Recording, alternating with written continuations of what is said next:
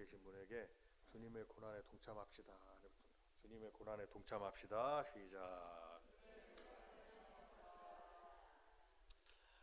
우리는 예수님의 고난을 기억하면서 우리가 한 주간도 더욱 날마다 그렇지만 매주일마다 그렇지만 오늘은 특별히 주님 고난 주간을 이제 맞이하는 그 시점에서 그 고난을 기억하고 경건하게 보내고자 우리가 결단하고 또 노력을 결단하고 또 우리가 한번 되새긴 아주 소중한 그런 시간입니다. 고난을 좋아하는 사람이 있을까요? 고난은 고통인데요. 없습니다. 우리는 다 평안을 좋아하고 안식을 좋아하죠.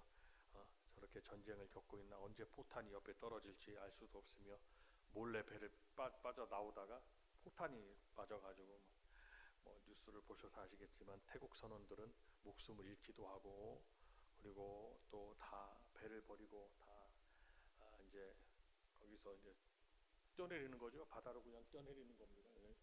그래서 이제 그 해기사들은 선원들은 뭐부터 배우냐면 가서 바다에 뛰어내려서 문제가 생겼을 때 생존 훈련부터 하거든요. 그래서 구명조끼를 착용하고 바다에 떠서 어떻게 생존해서 구하러 올 때까지 이제 자기가 자기 목숨을 이렇게 유지해야 되느냐 뭐 이런 연습들을 막 훈련을 하고 뭐 해군들도 마찬가지고 다 마찬가지 막 다 뛰어내려 가지고 한 국가에서 급히 경비정을 보내서 구명정을 보내가지고 그들을 구출해내고 막 이렇게 지금 저런 지구 반대편까지는 아닌데 저기에 중동에서 지금 저런 일이 막 일어나고 있습니다. 뭐 서로가 서로의 입장이 있겠죠. 그나마 누가 뭐 물론 침공을 한 나라, 침공을 받은 나라. 근데 왜 침공을 받았느냐? 거기엔 또 이유가 또 깊이 들어가면 중동 학자들 그리고 또 세계의 정세를 이제 파악하고 있는 그 학자들에 의하면 그 이유도 있겠죠. 더군다나 민감한 것은 우리나라는 북한이 지금 핵무기를 가지고 있고 핵보유국으로 인정을 받기를 원하는 간절한 마음이 있습니다. 전 세계에서 핵무기를 가지고 있는 나라 공식적으로는 5개 국가입니다. 미국과 중국과 러시아와 영국과 프랑스죠. 이 나라는 핵무기가 있다 이렇게 되는 겁니다. 초유의 강대국이죠. 그런데 핵무기를 가지고 있다고 인정하는 나라 파키스탄, 인도, 이스라엘입니다. 거기에 이란이 이제 자기들도 핵무기를 가지려고 노력하고 있고 북한은 당연히 모든 북한 주민들의 그런 엄밀히 말하면 먹을 거를 먹이지 아니하고 무기를 산식이거든요. 그래가지고 그 이유는 오직 하나 체제를 유지하기 위함이고 그 핵무기를 통해 가지고 다른 나라들에게 저렇게 위협을 가해서 거기에 배들이 다니고 상선들이 다니고 수많은 그런 어떤 중동 지방의 그런 어떤 그런 교역이 이루어지고 있는 더군다나 이 젖줄이라고 하는 젖줄 세계의 경제 젖줄이라고 하는 그 지역 거기를 그냥 무기 삼아 가지고 저렇게 그거만큼은 하면 안 되거든요. 국가가 전쟁을 하더라도 국가 간의 전쟁이지 전 세계 사람들의 목숨을 쥐고 저렇게 통제를 하고 전 세계에서 가장 그 통행료를 많이 받는 데가 수에즈운하거든요. 큰 상선이 수에즈운하를 통과할 때 갈 때는 23억을 내고 올 때는 19억을 낸다는 거예요. 그 예전에 19억. 여기는 한 번 통행할 때마다 30억씩을 받는다 그러면 이거는 이 젖줄을 틀어지고 근데 그 사람들이 더군다나 핵무기를 가지고 있다라고 생각을 해보면 거기에서 끝나지 않을 거거든요. 제가 보건 데는 그렇고 중동학자들도 그렇게 보고 있고 그러니까 이제 아예 그런 부분도 있는 데다가 그러다 보니 전 세계가 어려움을 당하는 데다가 지금 막 우리나라도 막 말도 못하게 어렵고 또 여러분들도 체감하고 있지만 그 주요 유류비가 막 올리다 올라가다 하니까 생산성이 막 줄어들고 막 이런 또 여러분들만이라도 뭐 그 쓰레기 봉지 있잖아요. 그걸 막 사재기 하시면 안 될 것 같아요. 우리 성도들이라도 그냥 그 더 서로가 더 위험한 거는 막 사드린다 그러고 나중에 이제 오빠 다 사놨다가 국가에서 그 공짜로 주겠다 그러면 어떻게 하시려고 그러세요? 무료로 나눠주겠다 그러면 그러니까 그렇게 하면 안 됩니다. 서로가 이거는 지혜롭게 잘 얘기해야 돼요. 그 이란 땅은 지금 선교사님들의 이제 그 보고에 의하면은 이란에는 지금 한 2, 300만 명의 크리스찬들이 있다. 무슬림 국가거든요. 그러니까 마호메트가 죽고 난 다음에 자식들과 형제들이 그 형제들의 모하메드 형제들의 그 나눠버린 거예요. 수니파, 시아파 이렇게 나눠졌습니다. 나눠서 지금까지 쌍벽을 이루고 있고 수니파의 그 아주 국가인 사우디아라비아, 사우디도 큰 국가죠. 그리고 시아파, 이란 나눠져서 서로 공격을 하고 있고. 근데 그 나라에 기독교의 복음이 들어가서 막 붐이 일어나가지고 전도가 돼가지고 지하 교회에서 하나님을 찬양하고 예배드리는 성도들이 200~300만 명이 있다는 거예요. 저기 우리가 기도해야 되겠습니다. 그 성도들이 포탄에 맞지 않도록. 그러고 있고 그 성도들의 아마 기도로 말미암아 지금 어떤 하나님의 크신 역사가 있는 것이 아니냐라고 보는 시점도 있습니다. 어쨌든 매주마다 우리가 기도하지만 저런 우리가 지금 정세다는 기도는 거기서 끝나지 않기 때문에 북한이 오판할 수도 있거든요. 오판 저렇게 되면 한번 해볼만 하다. 그래서 지금 미국 본토에다가 핵무기를 쏘겠다고 지금 그러고 있잖아요. 그러면 저렇게 가만히 안 내비두는데 미국 사람들은 절대로 피해를 볼 사람들이 아니거든요. 그러면 전쟁을 자기 나라에서 하지 않습니다. 미국 사람들 어디서 하냐? 지금까지 보면 남의 나라에서 했거든요. 월남전도 했고 이라크전도 그랬고 아프가니스탄 전쟁도 그랬고 이란전도 본인 본토에서는 전쟁을 하지 않거든요. 우리나라에서 전쟁 일으키고도 남아요. 저렇게 하면 미사일도 있고 뭐 핵무기만 있다고 해서 문제가 아니라 핵 탄두가 있으면 그걸 실어 날르는 기능 능력도 있어야 되는데 그 실어 날르는 능력이 대륙간 탄도 미사일, 대륙을 넘어가는 그게 이렇게 지상에서 미사일 토마호크 미사일은 이렇게 해가지고 레이더를 피해갖고 지상에서 날아가서 타격점을 하지만 거리가 짧잖아요. 근데 대륙간 탄도 미사일은 미사일처럼 우주선처럼 저 성층권 밖으로 쏴가지고 거기서 올라가서 변곡점을 꼭지점을 찍은 다음에 거기서 각도를 꺾어가지고 거기로 떨어지니까 초음속으로 미국까지 얼마든지 실어 날릴 수 있는 물질을 핵폭탄 실어 날릴 수 있는 무기 체계도 있는데다가 가만히 저렇게 하면 지금 미국 사람들 저 강성 대통령 나타나가지고 언제 우리나라가 우리나라하고 북한은 전쟁을 하고 싶은 마음이 없는데 자꾸 저런 식이면 그 조그만한 나라 어떻게 되겠습니까? 기도가 절로 나와요. 우리나라에 의해서 우리나라 북한이나 남한의 전쟁이 아니라 잘못하면 외세 러시아나 미국이나 중국이나 이렇게 의해가지고 외세에 의해서 전쟁이 일어날 수도 있겠다라는 생각도 해보니까 끔찍하다 이 말씀입니다.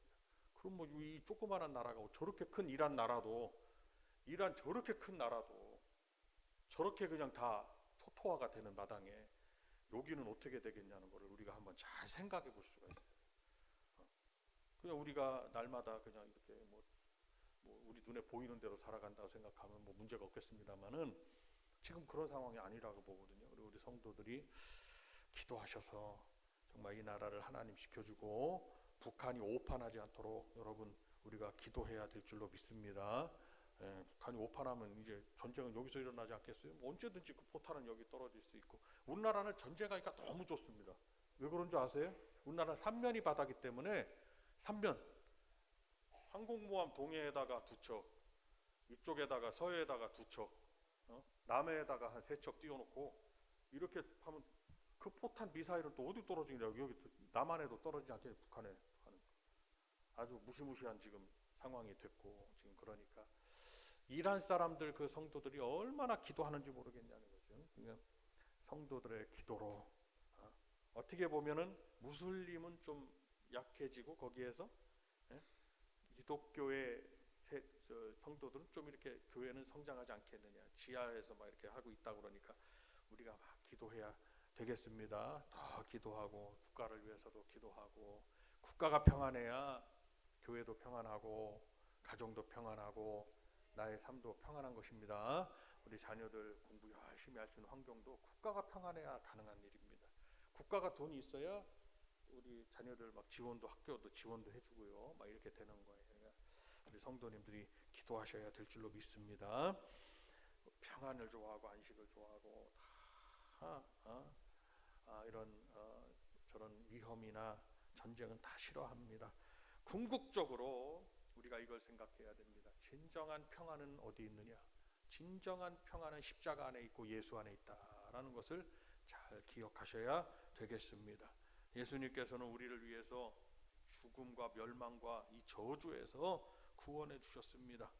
하나님의 자녀로 삼으시고, 여러분들이 혹여 이 마지막 때에 다니엘서 에스겔서 막 한다 그러면서 유튜브 보시면서 그냥 뭐 숫자적으로 그냥 무슨 뭘 숫자라니 뭐 어떻게 되느니 이런 것들 현혹되지 마시기를 바랍니다. 그동안에도 그런 많은 사람들이 있었습니다. 저명한 사람들로 그런 얘기들을 했습니다. 그러나 그것이 그들의 말한 대로 다 이루어지지를 않았습니다. 꼭 이런 때가 되면은 꼭 성도들을 미혹하는 그런 사람들이 나와요. 근데 요즘은 개인 방송, 유튜브 방송을 통해서 자기의 말하는 그것이 진리인 것 마냥, 그것이 진짜인 것 마냥, 그것이 사실인 것 마냥, 그것이 성경인 것 마냥, 올바른 성경의 해석인 것 마냥 말을 합니다. 현혹될 것이 없습니다. 주님이 한 말씀 하셨습니다. 그날과 그때는 아무도 모른다고 그랬어요. 그러면 아들도 모르고 천사도 모르고 아무도 아는 사람이 없다고. 그날과 그때 이 세상이 정말 멸망을 당할 때, 언제가 오직 아버지 하나님만 아신다고 그랬습니다. 그것은 무엇을 말하는 겁니까? 성도들이 현혹될 필요가 없는 것입니다. 하나님의 때에 하나님께서 심판하시고 하나님께서 구원하신다는 것을 잘 기억하셔야 할 것입니다. 궁극적으로는 우리 예수님의 십자가의 은혜가 있기 때문에 우리가 구원받게 되는 것이죠. 근데 그 십자가는 은혜 이전에 십자가는 고난이 있었다는 것입니다. 누가 고난을 당하셨느냐? 예수님께서 친히 고난을 당하시고 감당하셨습니다. 예수님의 고난은 우리에게는 영원한 자랑이 되고, 우리도 그 십자가의 그 길을 걸어갈 때 우리의 삶에도 영광의 길이 열리는 것입니다. 십자가의 길을 걸어갈 때 우리의 삶에 또한 주시는 기쁨이 있게 됩니다. 십자가의 길을 걸어갈 때 우리의 삶에 또한 감사가 넘치게 되는 것입니다. 우리 성도들에게 말씀합니다. 고난에 참여해야 되는 것입니다. 오늘 본문의 말씀을 잘 읽어보시면 생각하건대 현재의 고난은 장차 우리에게 나타날 영광과 비교할 수 없다고 했습니다. 고난과 영광, 다 같이 한번 따라합니다. 고난과 영광, 시작. 환희에 찬 세상의 모습이 있다면 그것은 세상의 모습입니다. 분명히 우리 그리스도인들에게는 고난이 따르고 그 다음엔 영광이 보상으로 주어진다는 것을 꼭 기억하셔야 될 것입니다. 오늘 주님의 십자가의 이 고난의 의미를 우리가 잘 생각하셔야 됩니다. 그리고 이 시간 그 은혜로, 십자가의 은혜를 내가 받아들이셔야 됩니다. 다시 되새기셔야 되고, 받아들이고 되새기고 되짚어보고 그 의미를 다시 한번 생각해보고 그것을 내 안에, 내 영적인 내 영혼에 스며들게 해서 메마른 나의 눈물이 십자가의, 주님의 십자가의 은혜로 다시 콸콸 눈물이 쏟아지는 역사가 있으셔야 할 것이고, 소망 없는 나에게 십자가의 주님의 은혜로 나에게 소망의 역사가 있어야 할 것이고, 그가 채찍에 맞음으로 우리가 나음을 입었어요. 그가 징계를 받음으로 우리가 평화를 누린다고 했습니다. 다 이것이 주님의 십자가의 은혜 속에 다 들어가 있는 것이다. 십자가의 은혜. 우리 한 박수 한번 하면서 십자가의 은혜, 시작. 그래서 십자가의 은혜를 우리가 충만하게 받기를 원하지만 그와 함께 하는 것은 십자가의 고난이다라는 것을 생각해 볼 수가 있습니다. 고난은 우리가 영의 사람으로, 성령의 사람으로, 영적인 사람으로 살아가게 하는 유일한 통로가 되는 것입니다. 그래서 우리 성도들은 당연히 영적인 사람들이죠. 내 안에 영혼이 있기 때문입니다. 그것을 믿는 것이 우리의 믿음의 한 부분이에요. 육신대로 살다가 육신대로 죽으면 그 순간 끝입니다라고 모두 예수 믿을 필요가 없습니다. 그래도 뭐 이 땅에서 복을 받는다면 또 믿을 필요는 있겠지요. 그러나 우리가 예수 믿는 궁극적인 이유는 언제나 우리가 알고 있듯이 내 영혼이, 내 안에 있는 내 영혼이 구원받기 위함이다. 그래서 로마서 8장 13절의 말씀에서 뭐라고, 오늘 본문의 말씀, 너희가 육신대로 살면, 자 우리가 다 같이 한번 읽겠습니다. 13절 시작. 반드시 죽을 것이로되 영으로서 몸의 행실을 죽이면 살리니. 아멘. 육신의 삶이 분명히 우리에게 있습니다. 영의 삶이 있습니다. 공존하고 있는 겁니다. 우리가 살아생전에. 근데 영의 사람으로 살아가는 그 통로가 바로 고난이라는 것을 우리는 알 수가 있습니다. 채찍이 있습니다. 그것을 아기들에게 회초리를 때리죠. 착하게 살게 하고 정신을 차리고 살게 하고 훌륭한 사람으로 살게 하기 위한 과정이 아니겠냐는 거예요. 미워서 고난을 허락하는 게 아니라 우리 주님께서는 우리 성도들이 믿음의 사람으로 살기를, 천국을 바라보고 살기를, 영적인 사람이 되기를 원하는 마음에서 하나님은 우리에게 당연히 고난을 허락해 주시는 것입니다. 우리가 가만히 방관하고 있으면 우리는 영의 사람으로 살지 못합니다. 교만이 갈수록 높아집니다. 하나님을 거역하고 배역하게 됩니다. 결국에는 멸망에 이르게 됩니다. 소돔과 고모라 성도 마찬가지였습니다. 사람들이 마음 문이 닫히니까 롯이 아무리 외쳐도 멸망 직전에 하나님께서 멸망하시려고 하는데 그 멸망하신다는 말을 믿지를 못했습니다. 하나님의 심판을 믿지를 안 들려요, 귀에. 노아의 홍수 때도 그랬습니다. 하나님께서 지금 방주 짓지 아니하면 불로 심판하신다고 그러니까 무슨 소리를 하고 있냐? 이 세상이 물로 다 뒤덮이는 홍수가 세상에 어디 있냐? 웃었습니다, 사람들이. 그러나 어떻게 했습니까? 하나님의 때에 이르러 하나님께서는 홍수 심판을 하셨습니다. 방주 안에 들어가 있는 노아의 식구 이외에는 하나님이 다 심판하셨어요. 코로 숨쉬는 모든 생명체는 다 죽이셨다고 했습니다. 물고기를 제외한 거겠죠. 물고기. 어떻습니까? 참 무시무시하죠. 하나님께서 심판하시겠다고 작정하시고 미리 가르쳐 주시는데도 안 들리는 거예요. 지금은 노아의 때와 같이 소돔과 고모라 성가의 때와 같이 똑같다고 그랬습니다. 아무리 주의 심판 천국과 지옥이 있다고 그러고 외쳐도 사람들의 귀는 점점점 막혀가고 있습니다. 우리나라가 죄송하지만 선진국화가 되면 될수록 이 백성들의 국민들의 삶이 더 윤택해지면 될수록 주님 앞에 무릎 꿇는 모습이 없어집니다. 성도들은 절대로 그렇게 하면 안 돼. 내가 삶이 복을 얻어서 윤택해지고 더 복을 얻어 잘 살고 하시는 것은 하나님이 이 땅에 내게 주신 복입니다. 그러나 이런 상황 때문에 세상 사람들과 똑같이 하나님 앞에 예배 드리는 일이 소원하고 주께 무릎 꿇는 일이 우리가 소원해진다면 그것은 세상 사람들과 똑같이 육의 사람으로 가는 그런 모습인 것입니다. 주님의 말씀이 들리지 않는 것입니다. 교회에서 말씀도 영적인 말씀이 안 들리는 거예요. 귀를 달콤하게 하는 말씀이 들려집니다. 철학적인 말씀을 원합니다. 감정에 호소하는 그런 말씀을 원합니다. 여러분, 하나님의 말씀은 여러분들의 감정에 호소하는 말씀이 아닙니다. 믿음에 호소하는 말씀입니다. 감정에 치우치면 감정의 글에 따라 눈물이 확 납니다. 근데 그 감정이라는 것은 어떻게 보면 자기 입장에서의 자기 모습의 대비입니다. 그냥 어떤 말을 들으니까 신세한탄이 생겨요.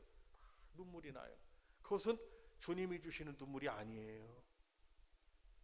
주님이 주시는 감동과 감동의 눈물은 믿음에 기대어 말씀을 깨닫고 그 말씀이 나에게 어떻게 은혜를 주셨으며 말씀이 나를 어떻게 복을 주셨으며 어떻게 이 말씀이 주님이 나에게 소망을 주시고 은혜를 주실 거에 대한 믿음에 대한 기대에 대한 눈물이라는 말씀. 하나님의 은혜에 감사에 대한 눈물이 된 것입니다. 성도 여러분, 마지막 때는 그렇게 막 변하고 있습니다. 우리는 어떻게 해야 되겠습니까? 그래서 고난을 자초하라고 그랬고 초대교회 성도들에게도 고난을 자초해라. 그것은 무슨 말씀입니까? 어렵더라도 이 십자가의 길을 걸어가야 된다고 말씀하는 것입니다. 저와 여러분은 과연 지금 주님 아무리 고난이 닥쳐도 아무리 어렵더라도 이 십자가의 길을 걸어가시나요? 옆에 분에게 한번 물어봐 주시길 바랍니다. 옆에 성도님에게 당신은 고난의 십자가의 길을 걸어가시나요? 시작.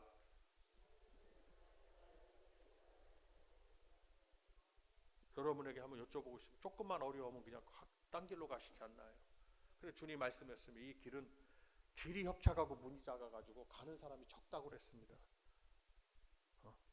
멸망으로 인도하는 문은 길이 크고 문이 커가지고 그리로 가는 사람이 많다고 했습니다. 멸망의 문, 멸망의 길 아니면은 고난의 길이냐 생명의 길이냐 과연 무엇을 택하실지를 우리 성도님들이 정하셔야 됩니다. 성도 여러분, 하나님은 우리를 사랑하시기 때문에 주의 길을 만약 이 길을 잘못 걸어가고 있다면 때로는 고난을 허락하사 깨닫게도 하십니다. 올바로 가게 하나님이 고난을 허락하셔서 깨닫게 하시고 그가 바른 길로 생명의 길로 걸어가게 하시는 것입니다. 우리를 믿음의 사람으로 온전하게 만들어 주시는 하나님이신 줄로 믿으시기를 바랍니다. 육신에 있는 자들은 하나님을 기쁘시게 할 수 없다고 말씀했습니다. 육신에 있는 자들은 하나님을 기쁘시게 할 수 없다. 자, 8절을 다시 한번 읽으시겠습니다. 이 로마서 8장의 말씀은 참으로 우리에게 오늘 이 종려주의를 맞고 고난주간을 앞두고 있는 우리들에게 참으로 강력한 그런 메시지를 주십니다. 8절입니다. 시작. 7절을 다시 한번 읽으십니다. 7절 시작. 육신의 생각 온수가 되나 이는 하나님의 법에 굴복하지 아니할 뿐 아니라 할 수도 없습니다. 내가 육신에 있는 자냐 영에 있는 자냐, 여러분들에게 한번 여쭤보고 싶습니다. 우리 복된 교회 성도님들은 영에 있으신가요? 육신에 영에 있나요? 몇 분이 자신이 없으시네요. 타이밍을 놓쳤네. 잘 생각해 보세요. 내가 영에 있는 사람이냐 영으로 사는 사람이냐 육신에 있는 사람이냐. 잘 생각하셨나요? 다시 한번 물어보겠습니다. 여러분들은 영에 있는 분인가요? 그렇다면은 하나님과 원수가 아니라 하나님의 자녀들이고 천국 백성인 줄로 믿습니다. 고린도전서 2장에 보면 육에 속한 사람은 하나님의 성령의 일들을 받지 아니한다고 그랬습니다. 그것들이 그에게는 어리석게 보임이요 또 그는 그것들을 알 수도 없나니 그러한 일은 영적으로 분별되기 때문이라라고 말씀하셨습니다. 과연 영적인 일은 무엇이고 육적인 일은 무엇이고 예배드리는 일? 영적인 일입니다. 여러분, 하나님 말씀을 받고 내가 무엇을 해야 된다면 이것이 영적인 일이냐 내가 지금 하고 있는 육적인 일이냐 그것을 잘 분별하셔서 늘 영에 있어 영적인 일을 하시는 여러분들이 되시기를 바랍니다. 믿음의 타락이 무엇입니까? 영적인 일에서 벗어나는 일인 겁니다. 성령님의 감동을 성령님의 일을 따르지 아니하는 것입니다. 이 말세의 교회들은 점점 더 세속화되어 간다고 말을 하고 있습니다. 점점 더 교회들은 대형 교회를 꿈꾸고 있죠. 우리도 마찬가지예요. 더 크면 좋겠죠. 근데 본질을 잃어버리면 안 된다는 거예요. 훌륭하신 목사님들 목회도 잘하시고 많은 성도들에게 복음을 전하시고 참 존경스러운 분들이 많이 있습니다. 이름도 없이 빛도 없이 성도들 한 분 한 분을 귀히 여겨서 그분이 구원의 은혜를 심어주고 성도들이 믿음의 대가 이어지도록 하는 바른 목회 참 얼마나 감사한지 몰라요. 근데 문제는 성도들이에요. 성도들이 점점점 세속화되면 안 된다는 것입니다. 성도 여러분, 우리 복된교회 성도님들은 점점 더 영적인 성도들이 되시기를 바랍니다. 영적인 상태에서 떨어지지 마시기를 바랍니다. 유다서 1장에도 마지막 때는 자기의 경건하지 않은 정욕대로 행한다고 했습니다. 조롱하는 자들이 있다고 했습니다. 그렇게 예수 믿으면 그거 되겠냐고 그거. 조롱하는 자들이 막 나온다고 했습니다. 조롱은 세상 사람들도 하지만 믿음의 사람들도 조롱을 하는 거예요. 열심을 가지고 열심으로 주님을 섬기는 하나님의 사람들, 영적인 사람들을 조롱한다는 것입니다. 그들은 성령이 없는 육에 속한 자라고 했습니다. 형제들아, 내가 이것을 말하노니 혈과 육은 하나님 나라를 이어받을 수 없고 또한 썩은 것은 썩지 아니한 것을 유업으로 받지 못하느니라 라고 말씀하셨습니다. 성도 여러분, 우리가 오늘 이 주님의 고난에 동참하는 길은 이 믿음의 길을 꿋꿋하게 걸어가는 것입니다. 걸어가는데 어려움도 따르겠죠. 때로는 참 힘든 일도 있겠죠. 참아야 되는 일도 있을 것입니다. 아니면 참으로 성경의 사람들을 보면 어떤 때는 십자가 자기의 제단에다가 하나님이 명하신 제단에다가 백살에나 아들도 그냥 올려놔야 된다는 믿음을 하나님이 요구하실 때도 있어요. 그 믿음을 요구하는 겁니다. 그 아들을 당장 뭐 양과 같이 바쳐라 이거보다 그 아버지의 믿음을 요구하는 거예요. 하나님은 우리에게 요구하시는 거예요. 때로는 기도를 요구하실 때 우리가 가만히 생각해 보면 이 말씀을 지켜 행하고 말씀대로 살려고 하는 이 자체가 어떻게 보면은 성도들에게는 고난일 수가 있습니다. 어려울 수가 있습니다. 이 세상, 이 지금 현 시대에서. 그러나 여러분, 그렇다고 해서 영원 생명의 길을 포기하시겠냐는 것입니다. 그것은 참으로 어리석은 자가 아니냐라는 겁니다. 그래서 성경은 잠언은 지혜로운 자와 어리석은 자로 말씀을 하고 있습니다. 하나님의 말씀을 잘 깨닫고 내가 잘 분별하여 지금 무엇을 어떻게 내가 어느 자리에 서 있는지 어떤 일로 걸어가고 있는지 내가 어떻게 지금 주님을 섬기고 있는지를 잘 분별해서 육적이 아니라 영적인 분들이 되시고, 영적인 성도는 믿음이 있는 성도입니다. 영적인 성도, 박수 한번 하면서 영적인 성도 시작. 옆에 분에게 이제 말씀을 거의 마쳤으니까 큰 소리로 영적인 성, 더욱 영적인 성도가 됩시다. 말씀해 주세요. 시작. 여러분, 영적인 부분은 뿌리와 같아요. 육신의 부분은 이파리와 같아요. 뿌리가 건강해야지만이 이파리가 때또는 이파리가 떨어질지라도 그는 죽지 아니하고 생명력을 가지고 있는 것입니다. 시시때때로 열매를 맺는 것이고, 뭐가 나무가 폭풍우에서 나무가 꺾이고 이파리가 다 떨어진다 할지라도 뿌리가 죽지 않은 나무는 다시 파릇파릇 봄이 되면, 이렇게 봄이 되면 파릇파릇 이파리가 나오고 싹이 나오고 이파리가 나오고, 벚꽃이 저렇게, 오늘 아마 벚꽃이 핀 지금 이 상황에서 벚꽃을 구경 가신 분은 없을 거야. 그죠? 그러니까 저는 이 벚꽃이 우리나라에 좀 안 폈으면 좋겠다. 왜 벚꽃에 다 연연을 하셔서 성도들이 주일날 하나님 앞에 예배드리는 이 일을 소홀히 하고 벚꽃을 구경 가느냐? 그거 보면 뭐 어떻게 한다고? 벚꽃같이 허무한 게 있어요? 그래 저는 기도합니다. 주여, 주일 전에 벚꽃이 비가 와서 다 떨어지게 하여 주옵소서. 그러면 주일날 가실 생각을 안 할 거라. 그 안에만 피게 하옵소서. 뭐 그런 생각도 한번 해보고, 방해, 주님 앞에 나오니 방해받는 모든 요소들이 다 육신의 일들입니다. 물론 벚꽃 구경도 예쁘고 꽃 구경도 예쁘시고 다 좋아요. 다 주님이 만드신 일이기 때문에. 그러나 가장 최우선적인 영적인 일이 뭐냐? 영적인 일이 뭐냐? 그것은 주님 앞에 나오는 일이라, 이 말씀입니다. 왜 아멘 소리가 그렇게 힘이 없으신가? 가장 영적인 일은 주님 앞에 나오는 일입니다. 자, 깨달으셔서 영적인 일을 하려면, 내가 영적인 성도가 되고 아주 믿음적인 성도가 되려면 고난을 감내하고 고난에 동참하고, 그 고난은 주님이 먼저 받으셨다 이거예요. 주님이, 우리 구주 예수님이 먼저 받으셨다. 에이 못하겠다고 확 쏟아버리면, 그러면 물은 다시 담을 수가 없는 것입니다. 그래서 이스라엘 백성들이 40년을 돌아가지고 가나안 땅에 들어가지도 못하고 그 후손들이 들어간 것입니다. 에이 못한다고 막 물을 엎지른 거예요. 영적이지 못한 거였습니다. 그러나 영적인 사람 두 사람, 여호수아와 갈렙은 어떻게 하리라? 들어간다고 했습니다. 이것이 하나님의 말씀이에요. 성도 여러분, 말씀을 잘 생각하셔서 육신을 쳐서 더 말씀 앞에 복종하시고, 내 의지도 다 내려놓고 더 겸손하시고, 하나님의 의지가 나의 의지가 되기를 원하고, 하나님의 말씀이 내가 말하는 말이 되기를 원하고, 여러분 이 말씀대로 사서 영의 사람으로 다시 한번 다지고 거듭난 우리 성도님들이 되시기를 바랍니다. 두 손